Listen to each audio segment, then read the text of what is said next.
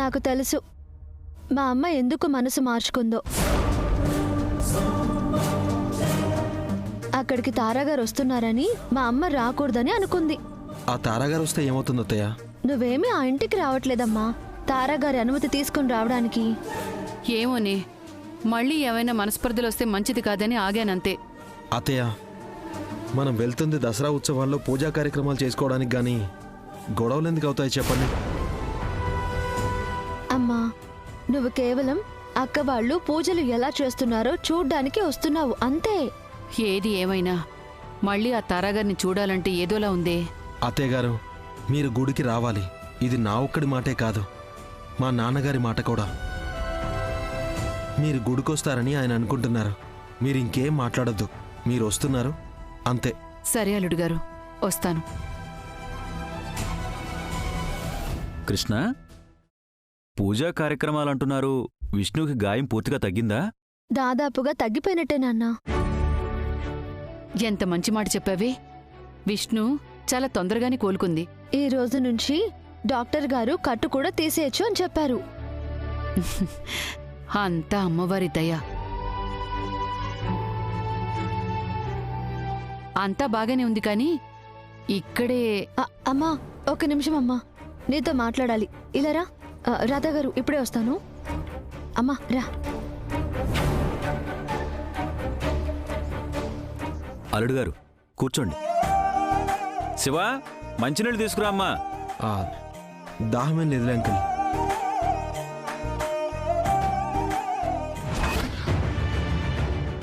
ఏంటి అలా లాక్కొచ్చావు?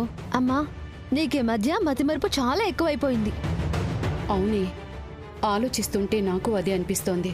అసలు ఆ డబ్బులు వంటగదిలో పెట్టినట్టు గుర్తుంది కానీ అక్కడ డబ్బుల్లేవంటే ఇంకెక్కడైనా పెట్టి మర్చిపోయానేమో. ఎక్కడో పెట్టలేదమ్మా, ఆ డబ్బులు నా బ్యాగ్లోనే పెట్టావు.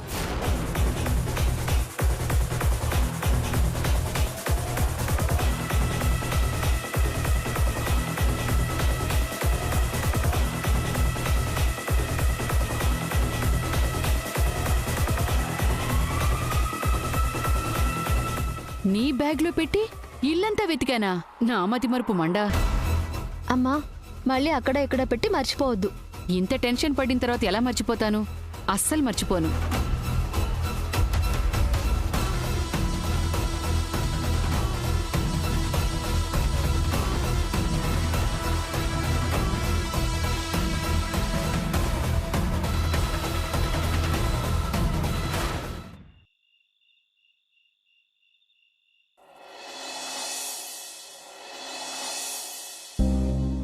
ఏంట్రా వీళ్ళు ఇంకా రాలేదు? గుడికి వెళ్ళాలి. అక్కడ మన కోసం అందరూ వెయిట్ చేస్తూ ఉంటారు కదా.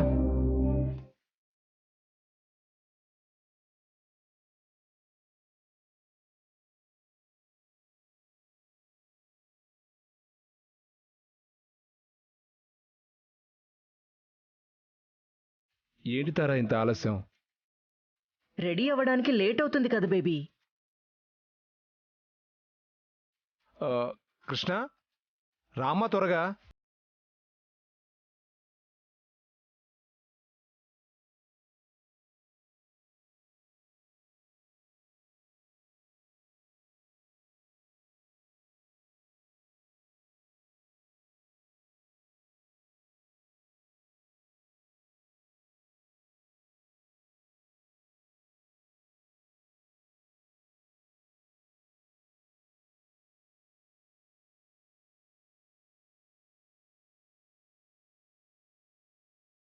అసలైన పండగ కల వచ్చింది.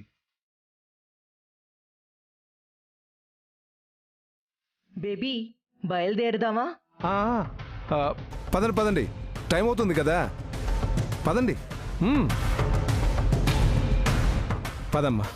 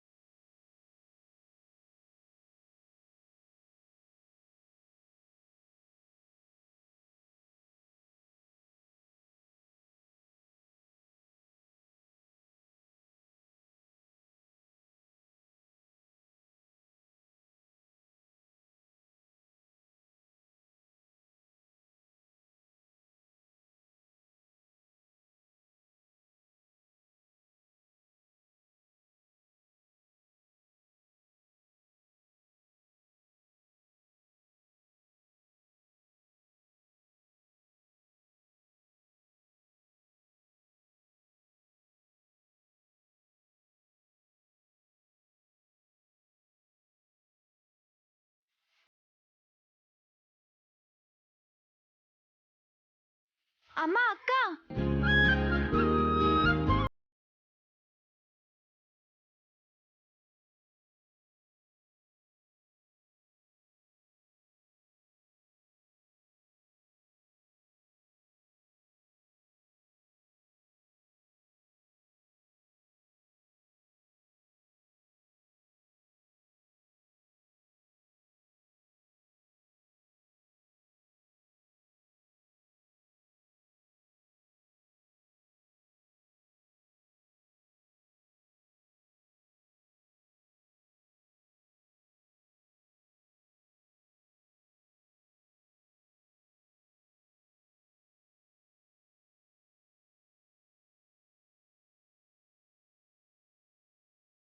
ఏంటి తారాగారు, ఏదో సంవత్సరాల తర్వాత కలుసుకున్నట్టు అంతలా ప్రేమలు చూపించుకుంటూ ఫీల్ అయిపోతున్నారు?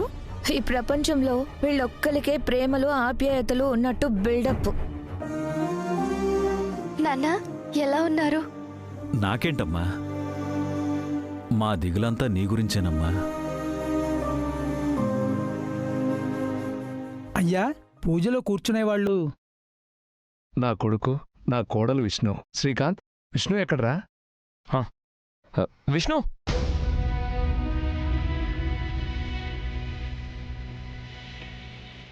అమ్మా ఒక్క నిమిషం. పర్వాలేదమ్మా.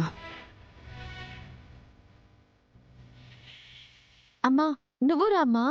వద్దులేమ్మా, నేను ఇక్కడే ఉంటాను. నువ్వు వెళ్ళి అక్కతో పాటు ఉండు. వెళ్ళు.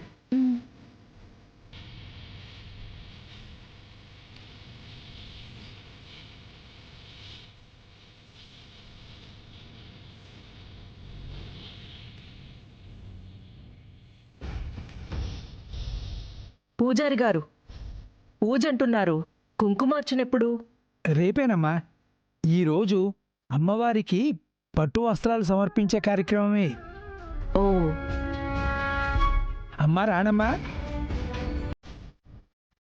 అక్కడే నిలబడిపోయారే, మీ అమ్మాయి పూజే కదా, ఇలా రండి.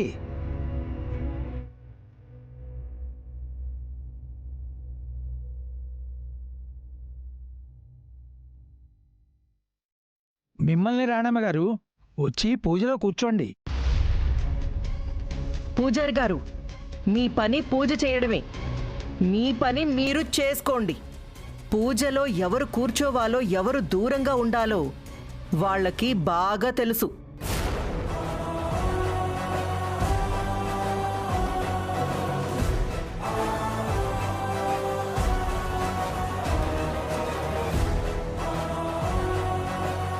అంటే అమ్మా, మీ వియ్యంకులే కదా అని పిలిచాను. పెద్దవాళ్లతో వెయ్యం అందుకున్నంత మాత్రాన పెద్దవాళ్లతో సమానమైపోతారా పూజారి గారు? వాళ్ళని నా గుమ్మం దాటి ఇంట్లోకే అడుగు పెట్టనివ్వను. అలాంటిది పూజలోకి ఎలా రానిస్తాను?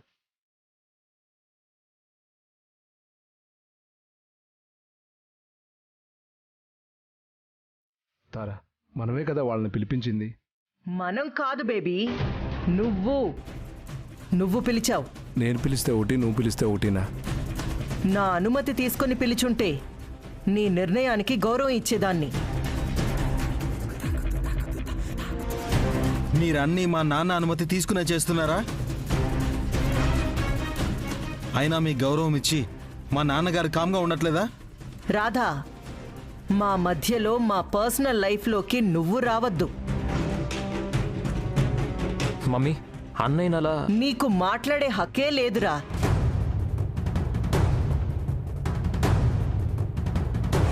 నువ్వు మాట్లాడకు. నీ వల్లే మాకీ పరిస్థితి వచ్చింది. మనింటి పని మనుషుల్లా కూడా పనికిరాని వాళ్ళని మన మనుషుల్లాగా, వాళ్ళది మన స్థాయిలాగా మన పక్కన ఉండనివ్వాల్సి వస్తుంది. ఇదంతా నీ వల్లే.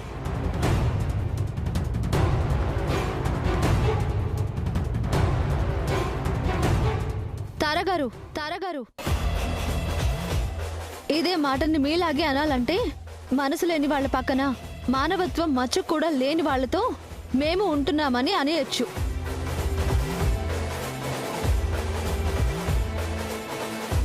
కానీ మేము మీ మాటని తీసుకున్నట్టుగా మీరు మా మాటల్ని తీసుకోగలరా? తారాగారికి ఎదురు మాట్లాడుతున్నావు? నువ్వెంత, నీ వయసెంతే? వయసు, పెద్దరికం, స్థాయి మర్చిపోయి మాట్లాడింది నేను కాదు పిన్ని. తినడానికి తిండి ఉండదు గాని పొగరు మాత్రం చాలా ఎక్కువ. అలా మాట్లాడొద్దు శిఖర. దయచేసి ఇక్కడ గొడవలొద్దు.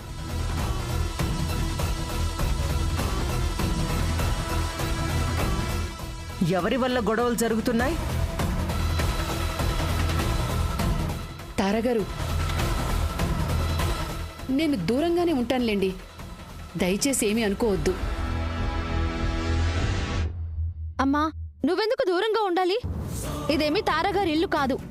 నువ్వేమీ తారగారి గడప దాటి లోపలికి రాలేదు.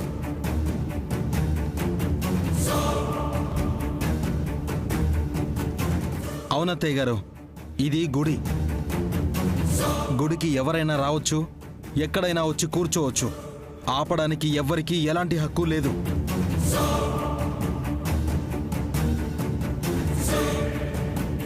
నిన్నేనమ్మా, నువ్వురా.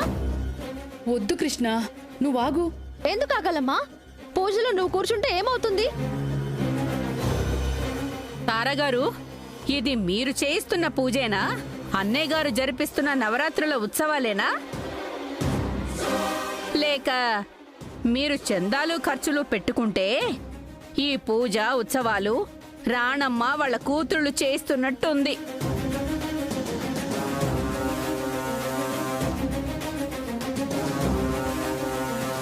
చూడు బేబీ, చూడు. చూసే వాళ్ళంతా రాణమ్మ చేయించే పూజకి మనం వచ్చినట్టు అనుకుంటున్నారు.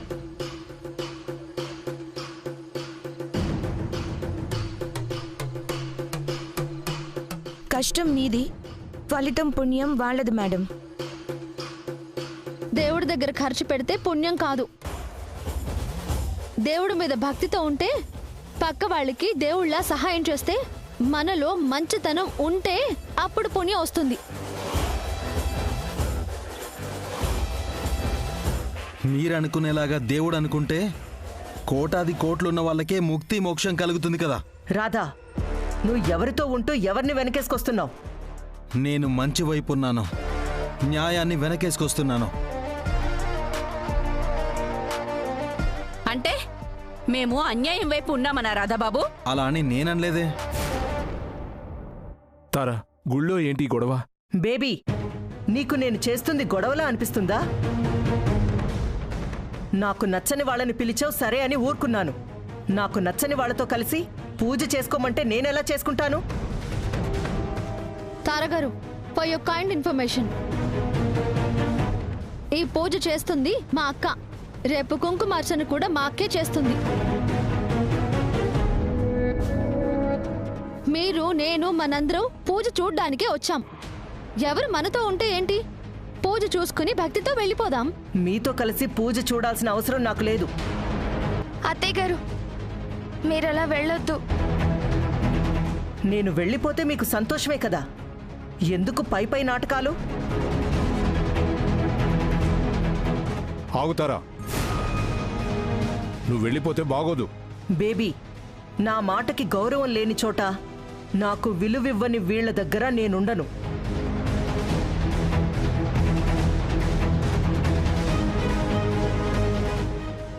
తారగారు, కావాల్సి వస్తే మేమే వెళ్ళిపోతాం. మీరుండండి అమ్మా.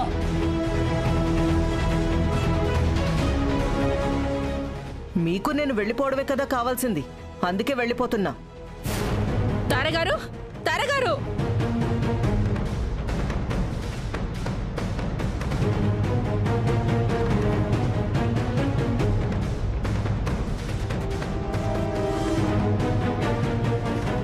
తారగారు ఆగండి. పూజలో మీరు లేకుండా వెళ్ళిపోవడం ఏంటండి? అది పూజ చేస్తుంటే నేను చూడలేను. మనం ఇంటి దగ్గర ఏమనుకున్నాం మేడం? ఆ కుంకుమార్చన విష్ణు చేయకూడదు, మీరే చేయాలని. మరి మీరు వెళ్తే ఇకపై మీరు ధర్మకర్తగా ఉన్న ఈ గుడిలో అది పెత్తనం చెలాయిస్తుంది. మీరిప్పుడు ఇక్కడ ఉండాలి, అన్ని కార్యక్రమాల్లో పాల్గొనాలి. రేపు కుంకుమార్చనలో కూడా మీరే కూర్చోవాలి. మేడం, ఇంకేం ఆలోచించకండి, మీకు ఇంతకంటే చెప్పనక్కర్లేదు. దయచేసి వెనక్కి రండి.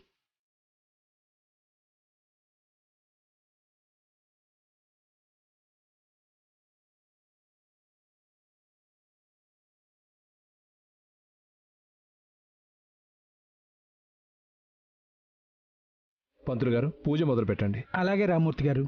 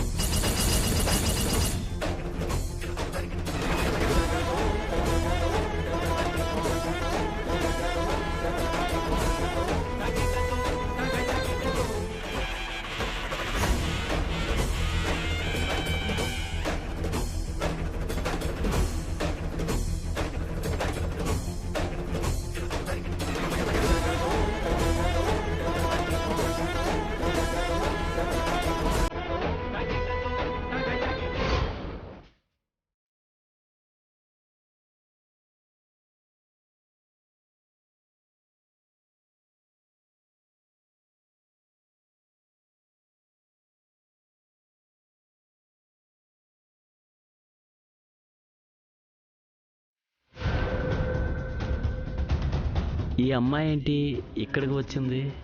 నా వైపే చూస్తుందంటే నేను చెప్పిన ప్రాణగండం గురించి నిలదీస్తుందా ఏంటి?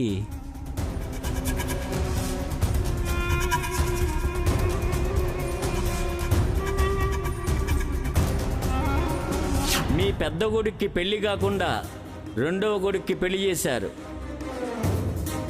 ఆ పెళ్లి కూడా ముహూర్త సమయం దాటిపోయాక చేశారు. వాళ్ళిద్దరి మధ్యన కలయిక సంభవిస్తే తాళి కట్టిన మీ అబ్బాయికి ప్రాణగండం ఉంది.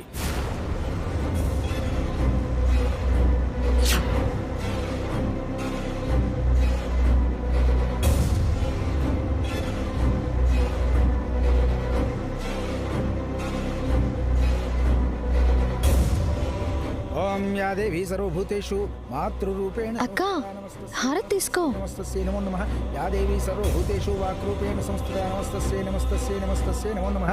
అమ్మా, ముత్తైదువులంతా అమ్మవారి కుంకుమని నుదుటన పెట్టుకోండి.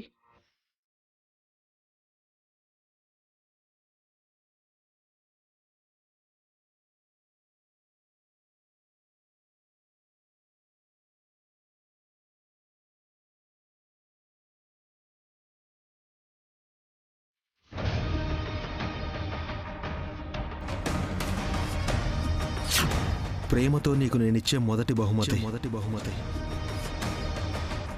ఈ చీరని అమ్మవారి దగ్గర పెట్టి పూజ చేయించి నువ్వు కట్టుకో. నీ చేత ఈ చీర కట్టించి పూజ చేయిస్తానని అమ్మవారికి మొక్కుకున్నాను. ఇలా చేస్తేనే మన ప్రేమ ఫలిస్తుందంట. మనిద్దరి పెళ్ళి ఎలాంటి ఆటంకం లేకుండా జరుగుతుందంట.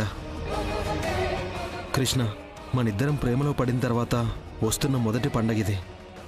ఈ దసరాని మన ప్రేమ పండగలాగా సెలబ్రేట్ చేసుకుందాం. ఈ ప్రేమ కానుకను తీసుకో.